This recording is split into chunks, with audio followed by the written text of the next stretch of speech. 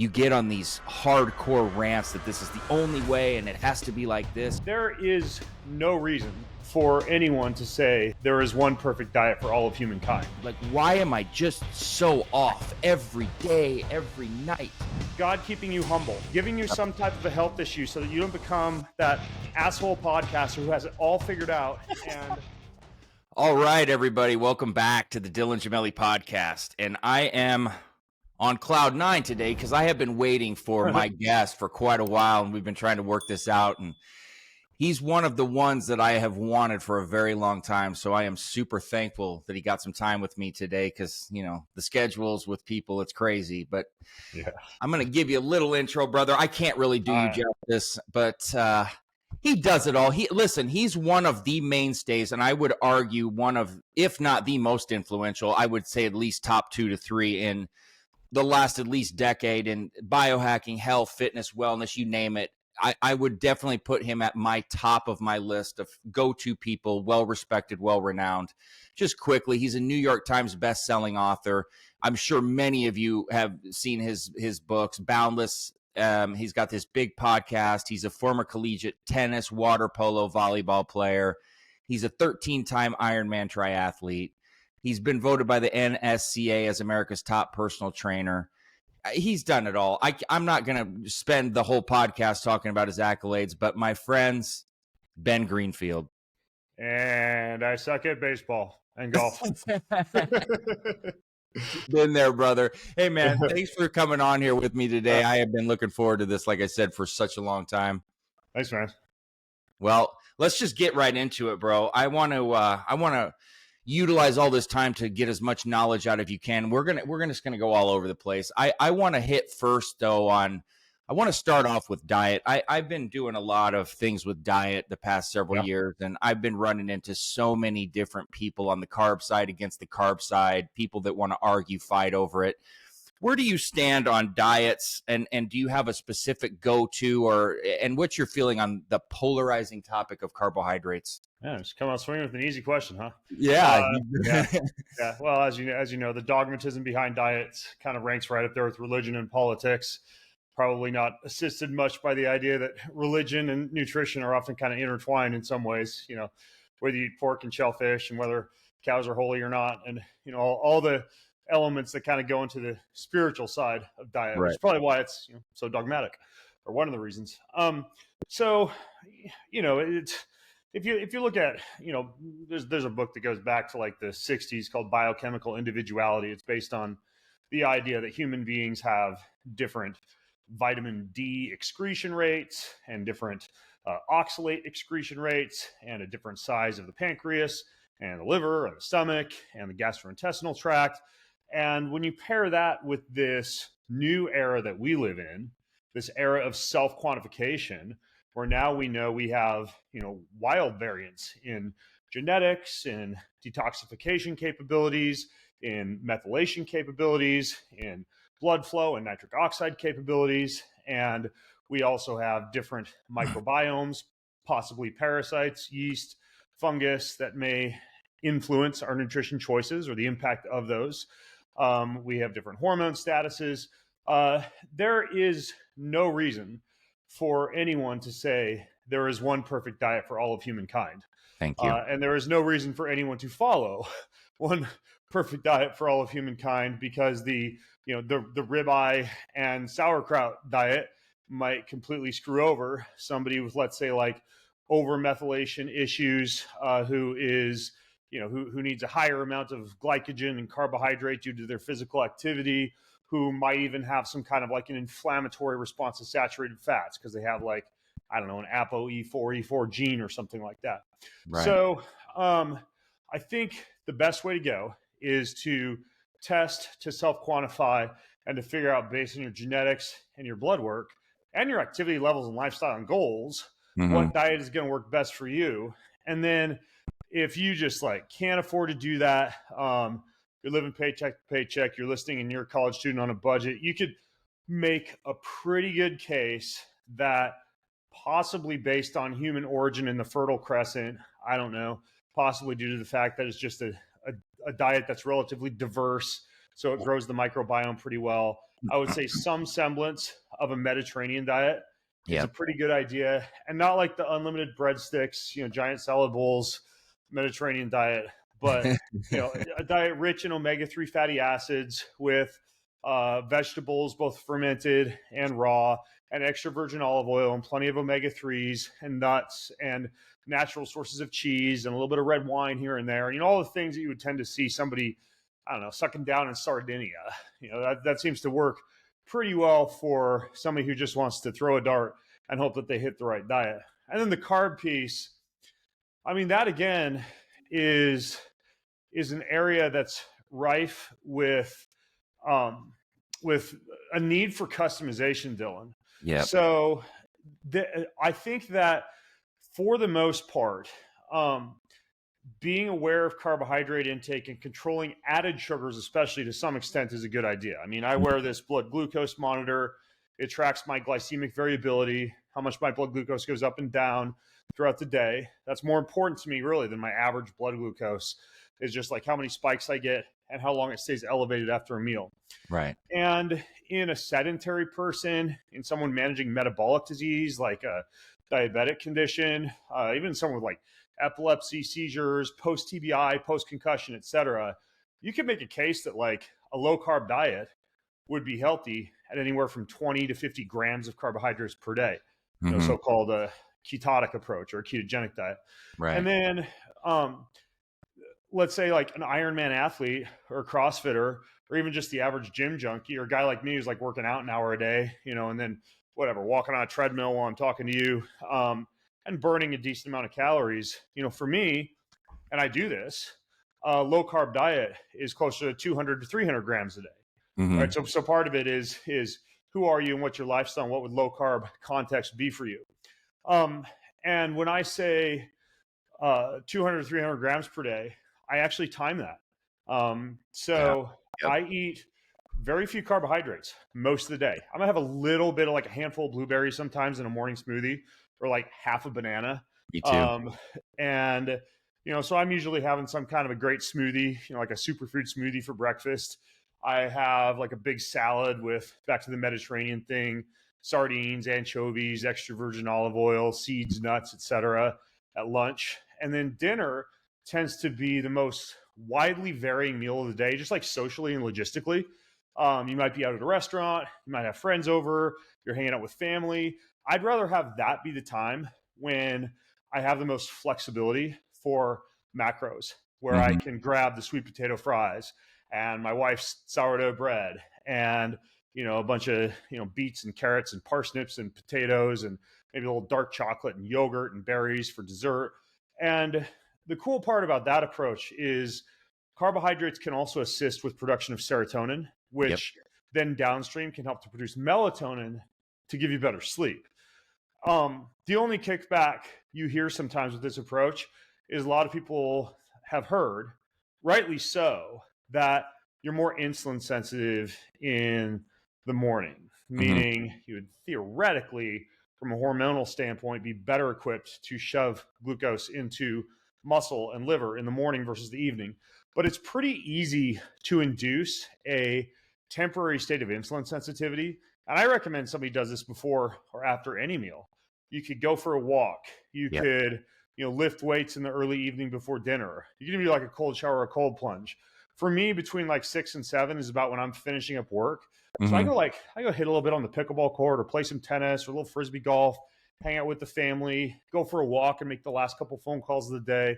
So yeah, I mean, if you're just kind of like a sedentary slob for the hours leading up to dinner, carbs might actually hit you and cause a little bit of a blood sugar spike. But if you're physically active and you understand the idea of even just like a 5 to 10 minute pre-dinner and or post-dinner walk, it kind of becomes a moot point and becomes even more mooter of a point, if that's a phrase, if you've been restricting carbohydrates the rest of the day, because your muscles, assuming you're physically active, are kind of like a little bit of a metabolic sink for glucose, and they're a little bit deprived at that point in the day.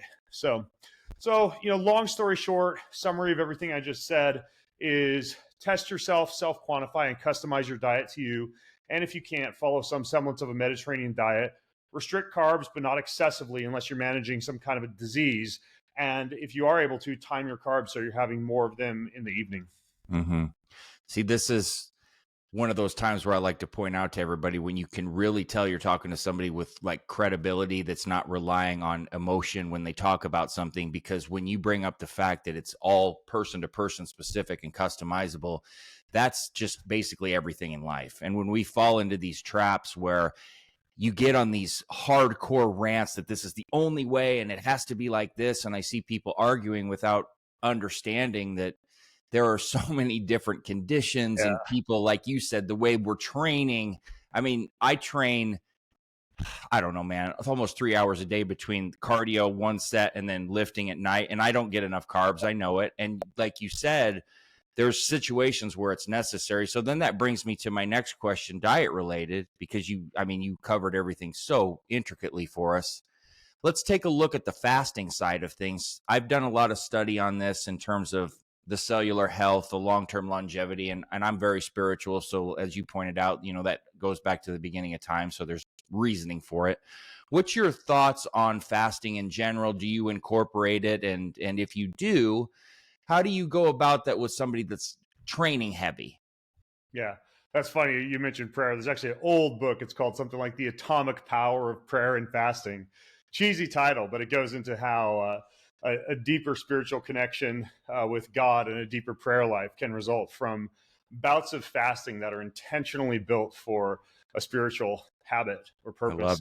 I love it. Which of course, most people know that a lot of religions have some kind of practice of fasting that's woven in.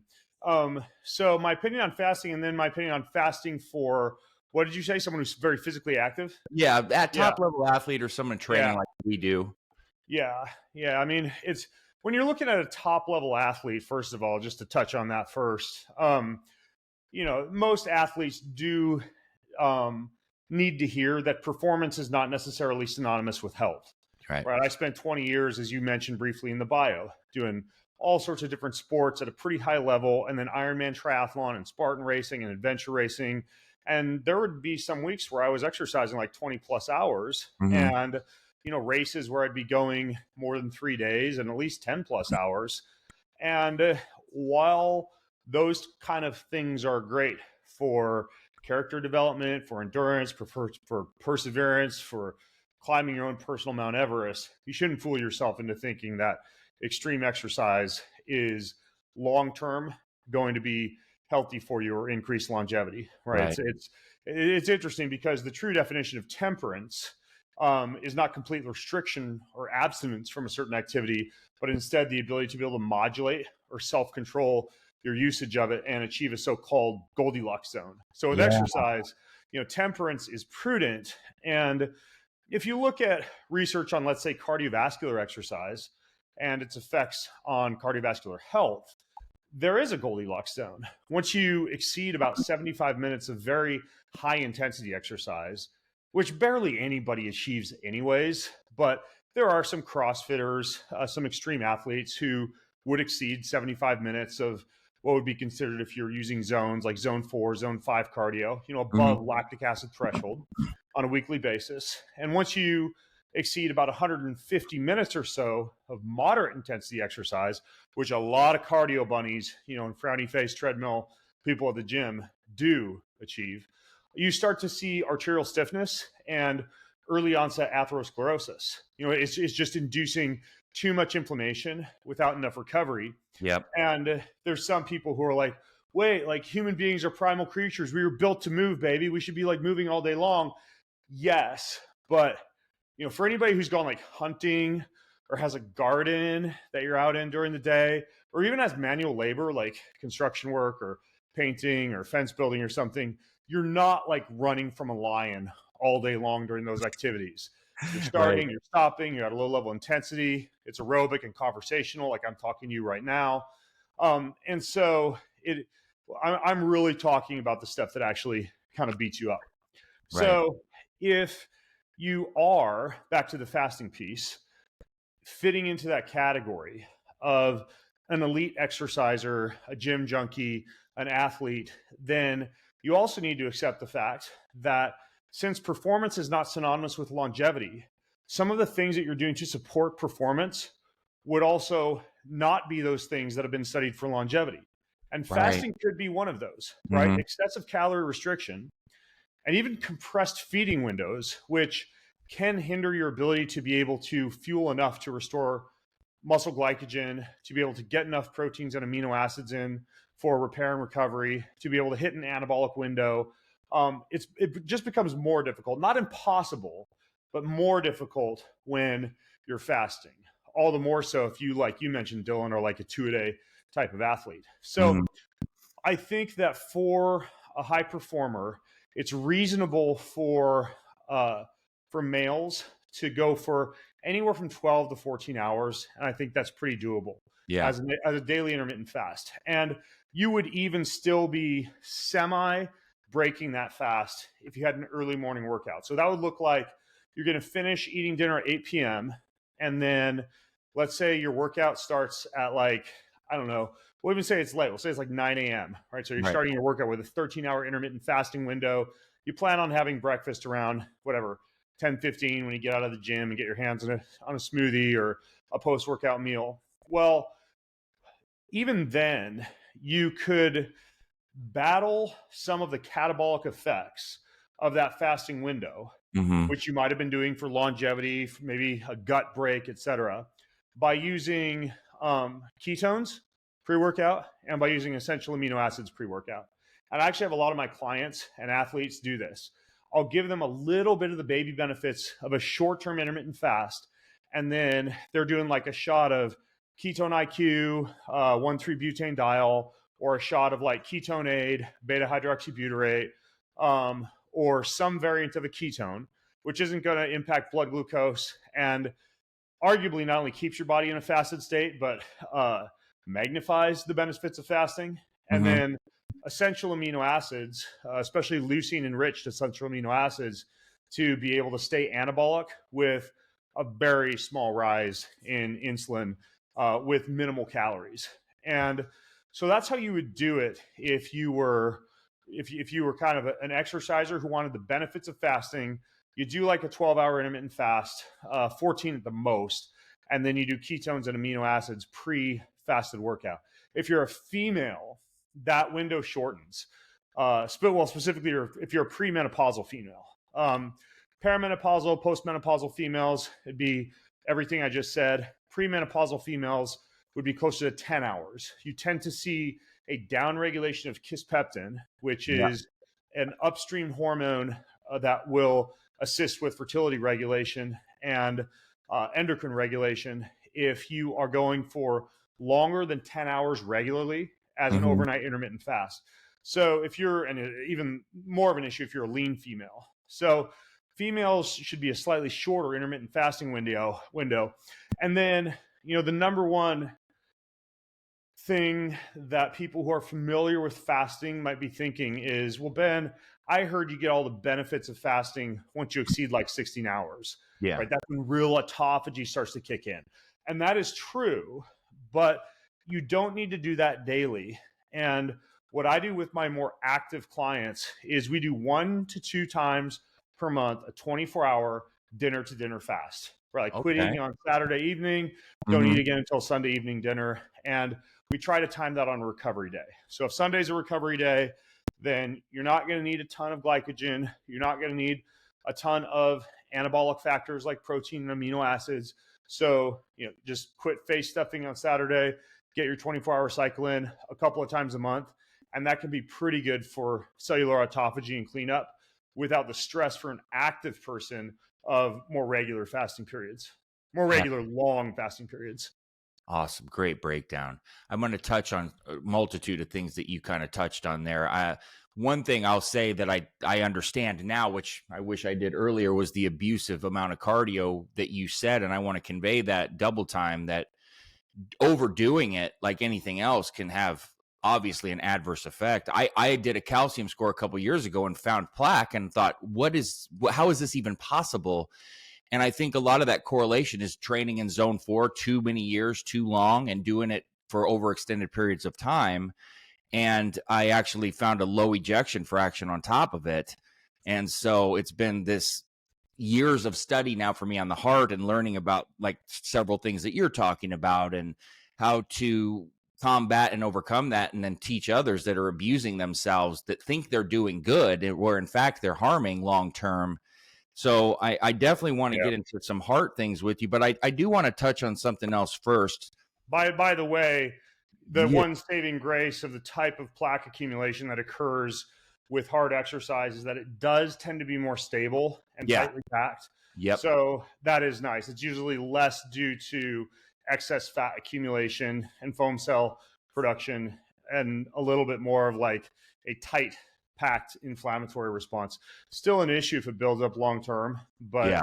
less of an issue than someone with unstable plaque. Let's stick with that then, because those are fabulous points, and I want to get into that with you because I think you're extremely well versed, and I like to think now, after what I've gone through the last 3 or 4 years, that I can go back and forth with you on this. So this will be good.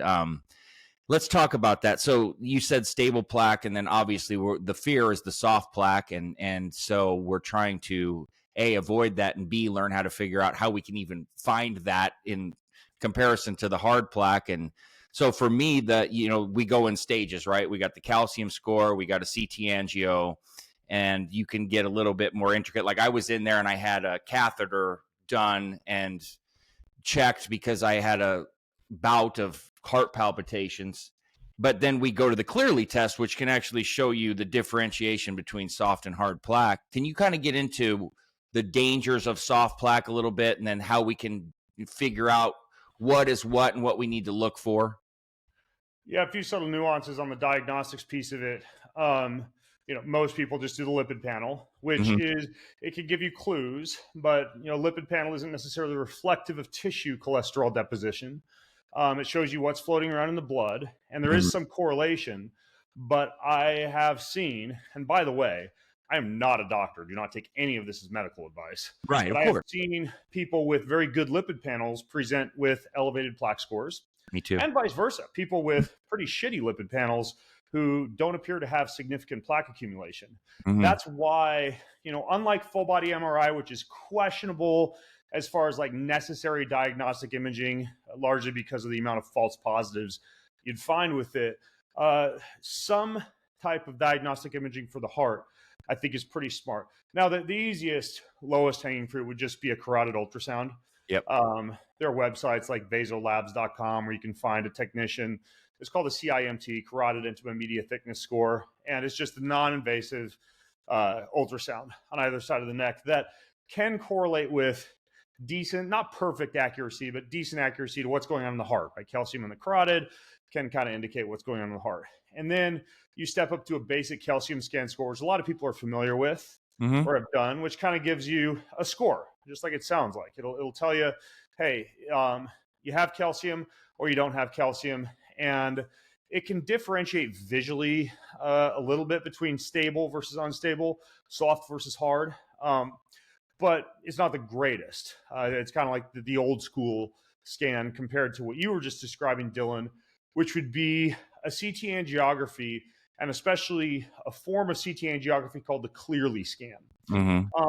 This would give you not only stable versus unstable plaque, but with pretty good precision, the location where that plaque resides and the amount of infiltration in the vasculature. And there are some concerns about radiation from that test, especially if it's done on a repeated basis. The faster the machine, the less radiation. So with a really fast machine, you get less radiation than a cross country flight to New York City from California. The slower machines, you could make a case for taking some iodine afterwards and not doing it any more often than maybe a year and a half. But even just doing it once, you're going to get pretty good information about the plaque, where it resides, whether it's stable versus unstable. And this is all interesting, but I think what's more relevant and important is what to do if you find plaque, right? That's a $1 million question. Like, what do you do? Because if you find the plaque, it is going to progress. It can be stable or unstable. If it's unstable, if it's soft, it will progress more quickly, but it will progress no matter what. It'll almost act like a little bit of a fly trap for additional deposition over time. So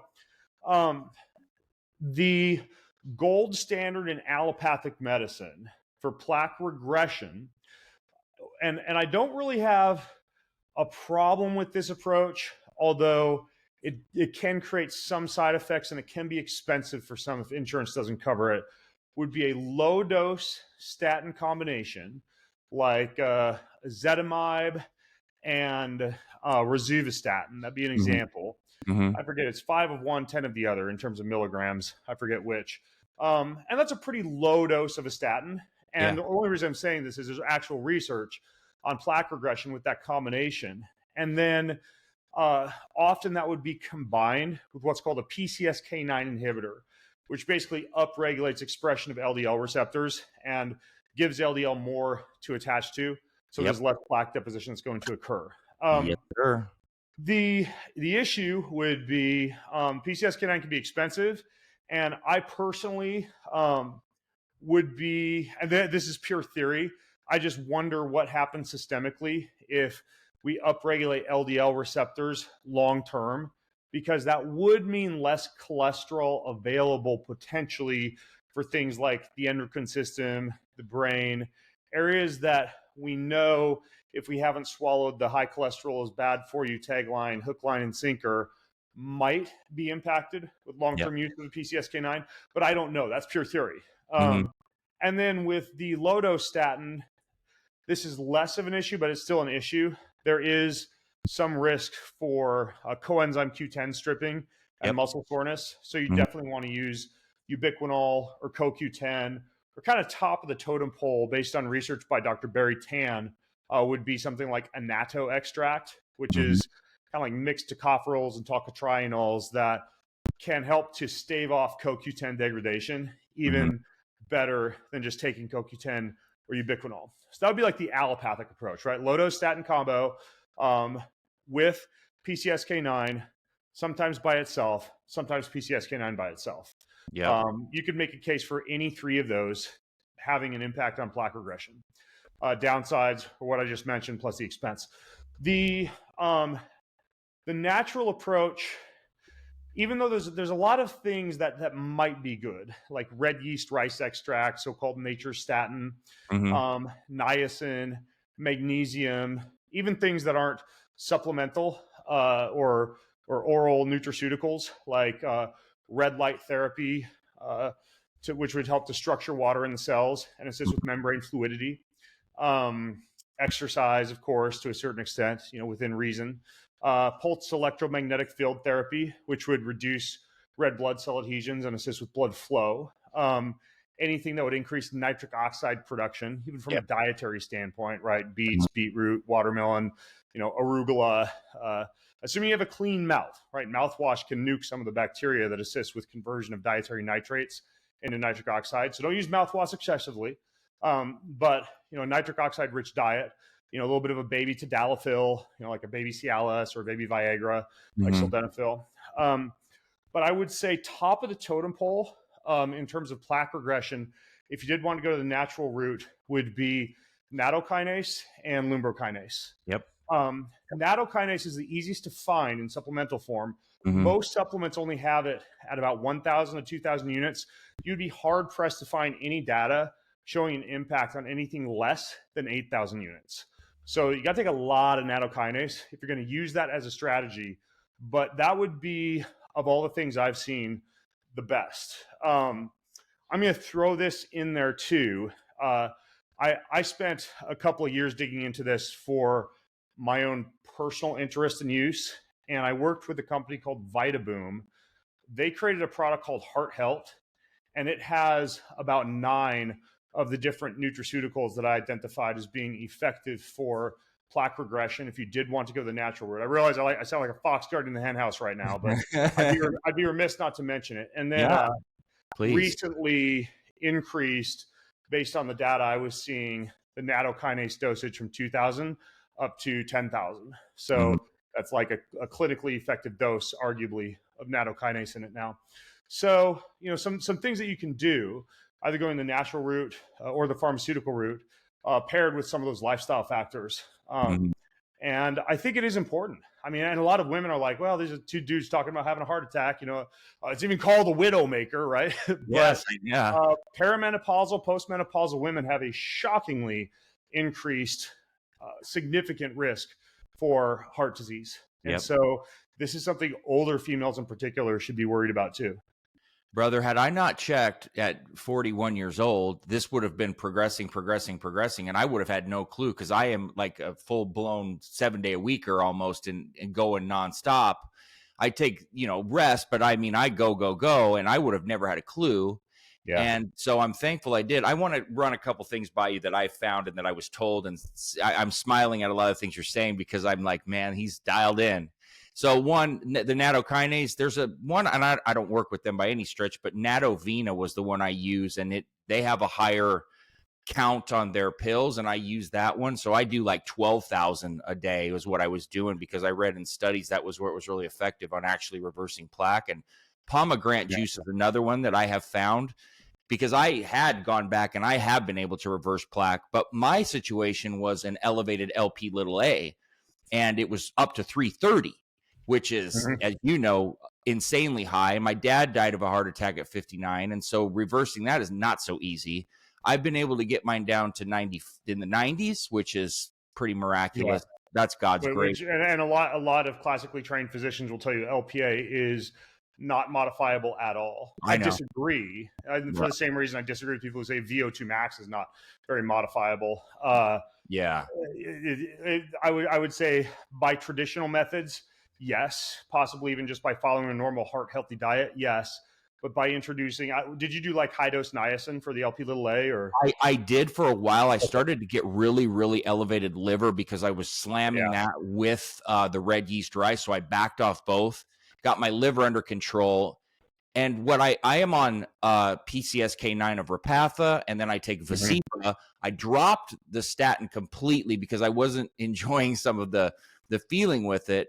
But they had dropped my cholesterol into the 30s, and I panicked. And I had now, with the higher animal fats and, more good, clean fats and saturated fats, I'm back up to 80 LDL, which I know some people panic. And I'm like, listen, that's actually quite good, even with, having some plaque, considering I got my HDL up that high. But I went to the Mayo Clinic, and they told me using PCSK9s would be bad practice. And I was just looking at them like, thanks for making me drive 3 hours to waste my time. But I am thoroughly with you on everything you said. The natural things that you said, the baby aspirins. I'm going to talk to you after about that product you mentioned. But I think the point here is that looking at your heart, even if you think you're too young, is of the utmost importance. When would you tell people to start really getting into it and looking at it? If you have a family history of cardiovascular disease and you're a man, I would start as early as 30. Yeah. And again, I'm not a doctor, but that would be my recommendation. It's and women, it's tougher to say. I mean, I would say at least right around perimenopause symptoms setting in. But, and this is a can of worms, dude. Now we have athletes dropping dead on the field of practice at an increasing rate due to some type of vascular infiltration or inflammation. It appears that the most likely culprit is spike protein induced from either getting COVID or getting a COVID vaccination. So these are young people, right? And COVID spike protein is not going to show up as a plaque issue. That's kind of the problem, is you're going to be more like looking at inflammatory markers, cytokines, HSCRP, et cetera. But now it's like, gosh, just in terms of checking on heart health overall, I would say 30 is a good time as a guy to really start paying attention to it, and perimenopause for women. But then if you've had COVID and it was pretty bad, or you've done the vaccination, especially a full series of the vaccinations, you should probably start tracking inflammatory markers in particular, even earlier than that, like pretty much, ASAP. It's difficult. I'll tell you, I've had COVID, I think 7 or 8 times, no vaccination. But when I had the low rejection fraction, I related it to that. But all of my inflammatory markers are like 0. So it's kind of an anomaly. I'm trying to figure out what it is. I still feel like there's COVID reaction there somehow. Yeah, I suspect that beyond inflammation, there might be an impact on arterial elasticity and stiffness. I think so. That is measurable. Typically you can use like a photonic, like a photobiomodulation measurement for that. There's some like frequency scanners that will do it. and it's kind of tricky because uh, part of it comes to just like getting the spike protein out. And Yeah. that would literally involve flying to Vienna or London or Tijuana. Like at least those three places have clinics where they have a blood filtration unit. I've done it. Yeah. You lay in a hospital bed for 2 or 3 days and just pulls your blood out and passes it through a filter designed to be like a sticky fly trap for the spike protein. The one I use is called the Serif filter. And it was designed specifically for this. And then it goes back into the body. Yeah, for sure. That's good to know. But So not like thousands of people aren't going to go pay. no, But it's no. like depending on how you're doing it, like anywhere from like $15,000 to $30,000 to do that.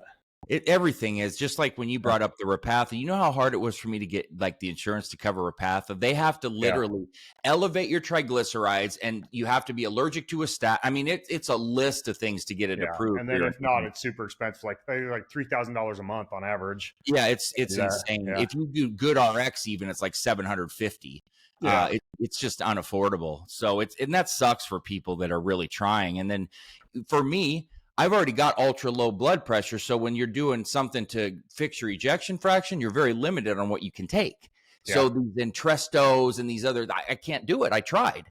And so Jardiance has been the one I've been relying on right now with D-ribose, high ubiquinol, like very high ubiquinol.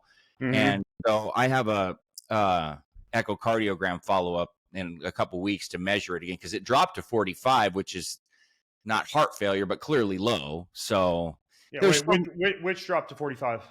My ejection fraction. Okay. Yeah. That's low.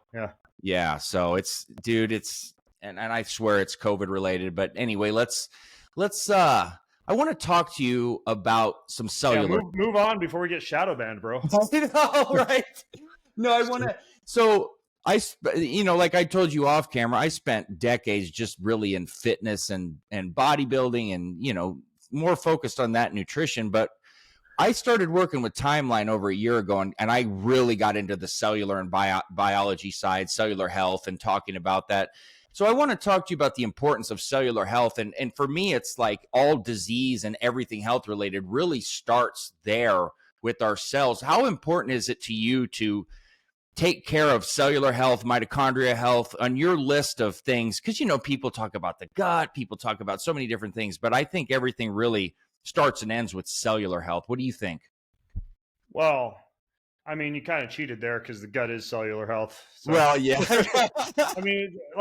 It's kind of like, how do I not agree with your question? Because cellular health and mitochondrial health are basically the foundational principles behind every organ system, because every organ system has cells and almost all of them mitochondria.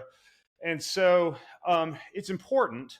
And, I think that a lot of people are aware, at least remotely aware of the type of things that would improve, in particular, the health of the cell membrane or the electron flow or electrochemical balance across the cells, including the electron transport chain in the mitochondria. But let's name a few just to make sure people have these bases covered. So for the cell membrane, proper fluidity and rigidity, we kind of briefly touched on this with the cholesterol piece, but it would be avoiding a completely fat-phobic approach to diet, eating, back to earlier in this podcast, in a more Mediterranean fashion. Mm-hmm. So you can go out and you can get a test called Omega Quant, which is just basically an omega index score, and it'll show you a percentage of your omega fatty acids, and it's a ratio of omega-3 to omega-6s. And you want a percentage preferably at 8 or higher, even though the reference range cutoff is at 4. I think you can make a pretty strong case for being at 8% or above. So you would achieve this by getting a good balance of fats in the diet, and in particular, prioritizing omega-3 fatty acids. And if you don't get a lot of them from your diet, taking 1 to 2 grams of fish oil a day. Okay.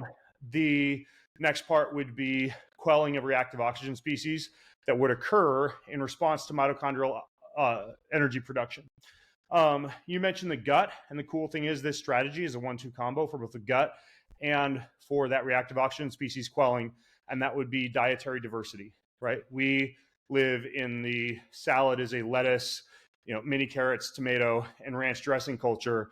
But when you increase the plant diversity in particular that you take in, not only do you develop a more robust microbiome, but you expose yourself to a higher amount of the flavonols and polyphenols that help to quell the reactive oxygen species and to even the plant defense mechanisms that increase your own endogenous antioxidant production. This is why I'm a bigger fan if someone were to follow like a carnivore diet of something like the modified version of it, where you're doing a carnivore diet but with fermented vegetables, kimchi, sauerkraut, etc. Or I mean, you could also just use like one of these like reds powders, greens powders, whatever. But you are missing out on that aspect of dietary diversity with something like a carnivore diet. And paradoxically, the more you limit your intake of things like, gluten, lectins, A2 casein from dairy, etc., the less robust your microbiome population becomes and the less able you are to digest those foods. Hence, parents who heavily restrict peanuts with their children have older children with peanut allergies. Parents who excessively restrict gluten with their children have older children with gluten allergies. And I'm not saying, like if you paint the back of the toilet seat after you go out for pizza, and you have total, actual allergies or severe intolerances to like dairy or bread or pizza, like don't eat it. But if you excessively restrict dietary diversity, or even don't just like go and seek out some extra things like shoots and sprouts and microgreens and and 8 different things on your salad instead of 3, you are going to short yourself in terms of flavanol, polyphenol intake, dietary and microbiome diversity. So that'd be the next thing to think about. The next would be down to the electrochemical piece. To maintain that proper charge, you do need adequate minerals. Yep. Monocropping and fertilizer use can restrict, and I'm not just pulling this on my ass, you actually do see restricted mineral production in plants that are heavily sprayed and plants that are grown in stripped soil. So we're not getting as many minerals in the average diet. So using things like trace liquid minerals, using really, really good salt and salting your food, using electrolytes, all the more so if you're using like really good water purification, because that will pull some of the minerals out. But being really cognizant of adding minerals back to your food, eating mineral-rich fruit, of course, eat organic when you can, or at least eat, non-herbicide, pesticide sprayed, even if it's not certified organic. Right. And then just basically add a lot of minerals back into your diet. And then the last thing would be, there are certain elements of nature that can assist with that electrochemical balance or with the activity of the electron transport chain and thus mitochondrial energy production and electrochemical balance across the cell membrane. Some of the biggies you'd see kind of big in the biohacking world right now. Pulsed electromagnetic field mats or coils that you lay on, stretch on, sit on, etc. PEMF. Grounding and earthing, like going outside barefoot, using a grounding mat or an earthing mat, wearing grounding shoes, etc. Every time lightning strikes the surface of the planet or solar radiation bombards the surface of the planet, it collects these ions. There's transdermal connectivity when your skin touches the earth, touches the beach, jumps in the ocean, whatever. So that's another way to charge up the body. Sunlight, specifically, this is why you see such a surge in infrared saunas and red light panels and red light beds and photobiomodulation is the technical term for it. Those spectrums of light are well absorbed by different protein complexes in your mitochondria and can increase activity of the electron transport chain and thus ATP production, kind of like plant would photosynthesize, right? Yeah. So, and I'm not saying you can live on sunlight, not one of those guys, but it can definitely help out with energy production and mitochondrial and cellular health. So I'd focus on that. And so if we come full circle, I would say, just to name a few of the basics, good fat intake, especially from omega-3 or Mediterranean style fats, good dietary diversity, pay attention to a lot of these variables like earthing, grounding, PEMF, sunlight, etc., and then good mineral intake. I'll tell you, Ben, I was a fashion model in my 20s, and then I've done so much work on camera. That's how you had a little bit of a Zoolander look about you. Not anymore. I'm older now, but I've struggled with like just a body dysmorphia and eating disorder, even as a nutritionist. Probably why I started studying nutrition so young. And you brought up the fear of fats, and I'll tell you, I lived the last 20, 25 years of my life in that fat phobic, eating 15, 20 grams of fat a day till about a year ago. And when I made that shift, I'm up to like 130 grams of fat now. And I'm telling you, man, like my health, my clarity, my ability to sit and focus, even when I don't sleep enough, and the overall feeling and the skin, just everything. I mean, it has changed my life. And it's not like I didn't know it, but I'm glad you brought it up, because I like to tell people like my struggles so they know what a mistake. And also, I'm pissed off that I wasn't cooking in Kerrygold and getting all these good foods and enjoying my food for so long, you know, but shallow. Yeah. Oh man. But you know, just the amount of avocado and whole eggs, I was eating like all these just egg whites, low fat yogurt. And it's just a garbage diet. And you think you're doing well, and you're not. You're actually hurting yourself and hindering yourself. And it's just, I'm glad you brought it up, man. I really am. Less satiating too. Oh, jeez. Yeah. I'm never angry during the day anymore, or short-wicked, or every 30 minutes getting up to go take a bite of peppers and onions, like that type of thing. It's just, it's insane. So thanks for bringing that up, man. I appreciate that. You're covering every base when I ask a question, and it's really nice. I do want to talk to you about the mind side. So like I said, I'm a spiritual guy. I really am focusing on the mind-body connection and lining up our neuro side, vagus nerve stimulation, with our health side. But I also argue that if you're not really spiritually healthy, it's really hard to be overall healthy. But what is your feeling on the mind-body correlation connection and bringing that all together? And how do you kind of view that and look at it? Yeah, the vagus nerve is a really good, perfect example, right? So now you can use a ring or a wristband or a chest strap to measure your heart rate variability, which is basically an indication of the vagal nerve activation of the pacemaker cells of the heart.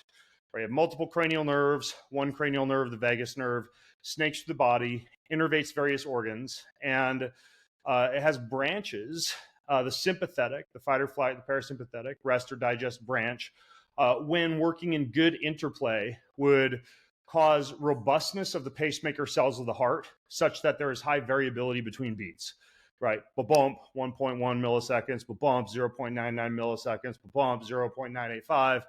And if you see a low variability, that can be indication that your nervous system is kind of flat, kind of beat up, maybe stressed, in some cases overtrained. So the vagus nerve, like you mentioned, is something that can play into a physical treatment of the mind-body connection, meaning that there are things that you can do to strengthen that connectivity between the vagus nerve and the heart, to strengthen the balance between sympathetic and parasympathetic. Many things people would be familiar with is coming out of like the hippie, esoteric, woo-woo yoga world, but it would be things like meditation, chanting, singing, humming, gargling, yoga, breath work. All of these do a pretty good job increasing HRV, and any or all of those would fit well, and I would even say be crucial, at least present in for some of them, for an overall really good level of both physical and mental fitness. There are other newer, more technological devices that can stimulate the vagus nerve. They make electrical handheld devices like the Truvaga or the Hoolist that you can hold up to your neck, or that kind of stimulate the what's called the auricular branch of the vagus nerve underneath the ear to increase your HRV within just a few minutes, which is great if you're nervous, if you are about to get on an airplane or want to fall asleep more quickly or wake up and can't get back to sleep. There are also physicians who, for people with really poor HRV and even things like PTSD, who will do a stellate ganglion nerve block, which is basically like an injection of an area around the vagus nerve bilaterally on either side of the neck. And that's bringing out the big guns, obviously, but you can even go in with a needle and actually stimulate the vagus nerve that way. So a lot of different ways to do it, but people should be aware of the vagus nerve, the fact you can measure it, and the fact that using both kind of like ancient wisdom and modern science, you can stimulate it. And then you brought up prayer, and it's interesting because the spiritual side of things is something that, probably because the fitness and health world can be so materialistic, is not addressed quite as much.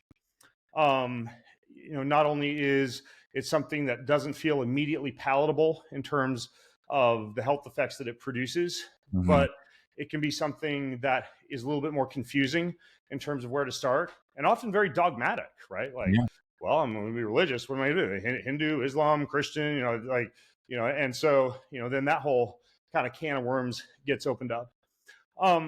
No matter which way you look at it, you cannot deny the impact that has been shown in research that prayer has on health, that some type of extrinsic religious experience like church attendance and being a member of some type of a religious body and even like group worship has on health, that intrinsic religiosity has on health, right? Belief in a greater purpose for your life, belief in an intelligence that exists outside of you, a higher being that has your best purpose in mind and even has your life, not in a robot automaton way, but in a goodwill way, has your life kind of like planned out for you, that no matter what you're going through, you can cast your hopes upon that greater being, and there actually is a plan written for your life. And if you look at religions of salvation, such as Christianity, even a so-called way out, right? Like the ability to be able to just cast all your cares upon a figure like Jesus. So you have no more guilt and no more shame, and you're not expected to be good on your own, but you're just basically doing it based on the path that deity created for you by God stepping out of eternity into humanity and being crucified, taking on sins, and then you're able to just cast your sins at the foot of that cross. And I have books about this, like Endure and Fit Soul. I have a journal called the Spiritual Disciplines Journal. And the reason for that is that I was kind of at the tippy top of the world from a physical fitness, even a business fitness and mental fitness standpoint, like 10 years ago, but I was very unhappy on the inside. And I think I was experiencing what many, many people experience, and even many ancient philosophers experience. C.S. Lewis, Pensies, Augustine, these guys all referred to this eternal hole in the soul, this gnawing for something that's greater outside of us. As a Disney princess might say, there must be something greater out there. This idea that we are created as eternal beings, and until we connect to that eternity that's outside of us, there's always that gnawing that there's something missing, something unfulfilling. And so in business, $10 million needs to become 100 million, needs to become a billion. And in fitness, no matter how fit you are and whatever pinnacle that you achieve or however many Ironmans you've done, like it never quite feels like you've made it. Like it's not as fulfilling as you thought it would be. And you could just throw anything at that eternal hole: sex and money and cars and homes and fame and power. And until you actually fill the eternal gnawing in your soul with something eternal, which would be like belief in a higher power and some type of intrinsic religious experience, preferably combined with an extrinsic religious experience, and I'm biased as a Christian, I think the most powerful of those would be like actually like saying a prayer to God that you can't do it on your own. You've realized that you aren't able to do this of your own power, but that that God has created a way for you to achieve happiness and eternal salvation through Jesus Christ. And when you say that prayer and it becomes like that simple, then all of a sudden your entire life changes. And it's not like you trying to become good all the time and trying to be better all the time, but it's as though you are equipped and enabled and supported to do the best job that you can, but there's not guilt and fear and shame over failure. Instead, it's just you being helped up by God and by that belief in Jesus to do what it is that you've been called to do. And then all those things like the money and the sex and the cars and the homes and the fitness, all of a sudden they actually kind of become paradoxically fulfilling, but not fulfilling in a way that you just want to chase after more and more of them. It's like, oh, I've got enough. I can be happy now. And it's not like you lose your desire to pursue greatness or to pursue what it is you've been called to pursue in terms of just your impact here on this planet. But it feels less like grasping at straws and more like waking up in the morning, happy to do that, happy that you're about to just like roll up your sleeves and do what it is that God has put on your plate for that day. So long story short, long answer, I know, but I would say, if anything, since our bodies are going to fade and our bones are going to become porous and our muscles are going to be like beef jerky, at the end of the day, that the spiritual fitness is the most important thing, because your soul is like the one bright eternal spark that will go on to exist for better or worse for eternity. So that's the part you should care about the most. Dude, like you've been so insightful and you've shared so much, but what you just did right there for me, and I hope for everybody, is by far and away the most impactful. What you said there, if you looked at me on paper 7-8 years ago, you would have thought I was like, had it all, right? I mean, making 6 figures a month, 3-4 cars in my drive, arcade games in my house, like everything a dude would want, shoe collection. And I'm telling you, Ben, every night I'd look at my wife when I get into bed, and I'd just be sad, miserable, empty. Like I felt like, what is it? I can't feed myself enough shit that I'm buying and doing. And I'm like, why am I just so off every day, every night?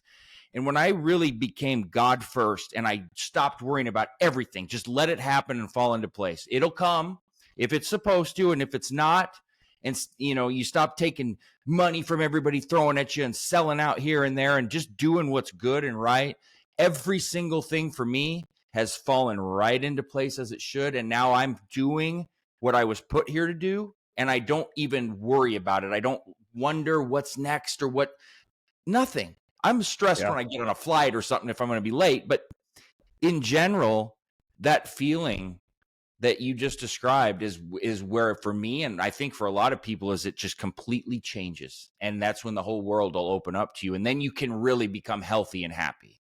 Yeah. And it's not a magic prosperity switch, right? No. And we're not talking about like thinking you will grow rich, because sometimes people hear you and I talking like, oh, wait, all I have to do is like become religious and all of a sudden, everything just clicks and, making the money I make and getting the job I want. It's not like that. Like, your problems don't disappear, but what I would more accurately define it as is a contentedness switch. Yes. Remember, being contented is not synonymous with being happy. It's not like you're just like laughing and cruising through life all the time. Being contented is essentially that feeling that no matter what you're going through, things are going to get better and you're right where you're supposed to be. And all you're supposed to do is be in that moment, trust God, and do the very best job you can without despairing. And the only way to really do that is to actually like know that God is on your side and have a God that you can talk to. That's it. And when people ask, like, how do I pray? It's just a conversation with God is all it is, and turning it over to him. One of the things that I've learned to embrace that's very hard, and it's still hard, I'm sure you probably deal with this too, is accepting like adversity, but understanding why it happened, and then seeing later on, time and time again, wow, this happened because then it set me up for this, or it helped me do this. Yeah. It shaped my future. Right. I mean, adversity is multimodal. Yeah. Right? Adversity can be God keeping you humble, right? Yeah. Giving you some type of a health issue so that you don't become that asshole podcaster who has it all figured out. And all of a sudden you go farther away from God because all of your health problems are solved and you're just a walking picture of perfection. And God sometimes puts you through adversity so that you are more empathetic towards what other people are going through. Yeah. Right. He might have a period of time where you go through financial distress just to open your eyes up to being able to help others when you have financial wealth to go around. Or he might put you through a sickness so that you're a little bit more willing to take flowers to somebody who's in the hospital, or take care of their dog, or be there for them in some way. And then finally, and this is of course the age-old question, I don't know if it's a can of worms we should even open up towards the end here, but I'll briefly name it. There is this idea, well, why would God allow anything bad to happen in the first place? And some of the reasons that I've just described are the reasons. But then the last reason, and this is probably the hardest one for people to swallow, is, well, God's God, right? He made everything. You wouldn't even be alive right now if God hadn't. And God does kind of call the shots, right? Exactly. we don't know what kind of plan God has in mind, but God certainly does. And who are we to question that? We know that God draws straight lines with crooked sticks, and that's the hard part of being a puny little human. Is there is an intelligent being outside of you, and sometimes the way that they decide to pull off an incredible thing for the universe is not the way you would have done it. Exactly. And you don't question it. And if everything was just the same every day, then what would the point of even be living? If we were all the same and nothing ever changed, there has to be failure with success. There has to be bad and good, or else what would we have? There has to be evil with free will. Exactly. Right? Like, God could have made us little robot automatons who just like worship him all day, which, and don't get me wrong, that'd be great. But instead, God gave us free will, and we get to decide what we want to do. And you know what? Sometimes we make the wrong choices, and that's why there's evil. That's where there's sin, and that's why the message of forgiveness is so beautiful. That's right. I know you got to go here in a minute. I got one more for you if you can, really quick. It's a quick one, and then I just want to say thank you again. I valued this. Let's do this. Your top 5 staple foods that you have every single day or incorporate most often in your diet. Oh, how about I give you my grocery shopping list when I travel? Do it. That's it. Do it. Because I have like the Whole Foods grocery shopping list, or even just the Rosars or whatever. So let's see if I can do this from memory. I'm gonna hit the big ones. Okay. If I miss anything, it's because it's not important. So this would be like, the person who says, because I have clients who will say this sometimes. I'm like, no. They'll be like, I've been traveling for the past 10 days and I just went off the bandwagon. I've been eating out and couldn't find any good food. And so I typically get the Whole Foods order in once I know about when my plane is going to land. And I realize even Whole Foods is whole paycheck for a lot of people. So that's right. Instacart, Rosars, Albertsons, I don't care. You can pull what I'm about to describe to you off anywhere. The only reason I go Whole Foods is I like their chicken. So I get one whole cold rotisserie chicken that easily goes in the mini fridge. That'll give me like 2 days of protein. Mm-hmm. I get a bag of frozen blueberries. And even those in a mini fridge in a hotel room will just like stay good longer than the ones in the canister, and they're cheaper. I get a bag or, a little, whatever you call it, a little, like the little canisters of macadamia nuts or walnuts. Yep. I get a few tins of either sardines or anchovies, a thing of mixed greens, a cucumber, a tomato, and a little thing of mustard, which I use for the sauce with the chicken, just like good stone mustard. And then if I've got any money left over, I get a bar of dark chocolate. Oh, and yogurt. I like the really good, thick, creamy coconut yogurt. Yeah. So I get all that stuff. It arrives at the hotel. Everything can fit into the mini fridge. It needs to fit into the mini fridge. I get the little utensils from the hotel restaurant, or the ones that they put in the bag at Whole Foods. Little salt packets and pepper packets. Even though a lot of times I travel with my own really good salt, and I can do like chicken salads. I can do yogurt with chocolate and blueberries. I can do chicken dipped in mustard. I can do a Mediterranean style like sardine salad with tomato and cucumbers on it. Like I can do a few pretty decent meals and eat really well on what I just described to you for everything I just said. That's still under $100. Yeah. Any grocery store, at least in the US, and many grocery stores around the world. So, that's just an example of how you could pull something like this off, like be healthy, even when you're on the road, and everything I just said to you would totally fit into like a home grocery shopping list too. If you saw the structure I have around my travel and food, like the cooking and the VRBOs and everything I buy and what I do. And I even bring my own avocado. So they're right.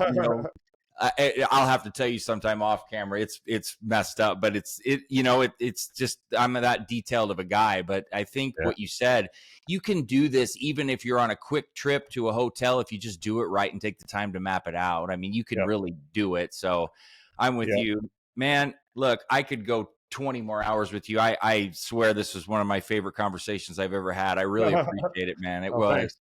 It was. Thanks, you are the man for sure, and well earned all the accolades you have, and I don't think it's enough for you. So why don't you tell people? I know you got a couple new things that you've just had come out. You want to tell them about that and where to follow you? I mean, it's easy, but we'll put it in the description. let's see. I think the coolest things for people would be, I have the podcast and the write articles and stuff at bengreenfieldlife.com. I have a new book. It's like the Bible of biohacking. It's called Boundless on Amazon or at boundlessbook.com. And I just launched a new like ketone based bar with ketones in it, which is kind of unique. I don't know of anything like that exists. It tastes pretty good. They got cinnamon roll and vanilla cheesecake, and we're working on chocolate. And that's called the Boundless Bar, boundlessbar.com. And so those would be a few things to check out. Yep, I'm going to try some of those myself. They fit right into my daily diet. So Cool. I appreciate it again, brother. Thanks again. I'm going to look forward to seeing you at events and talking with you in the future. And I appreciate everything that you do and that you've done all these years. And I know you got a long way to go. So thanks again for your time, man. Cool. Thanks, Dylan. Love you, bro. Love you too, man. All right, everybody. That wraps up another one. Stay tuned for plenty more to come. Dylan Gemelli and Ben Greenfield signing off. Later.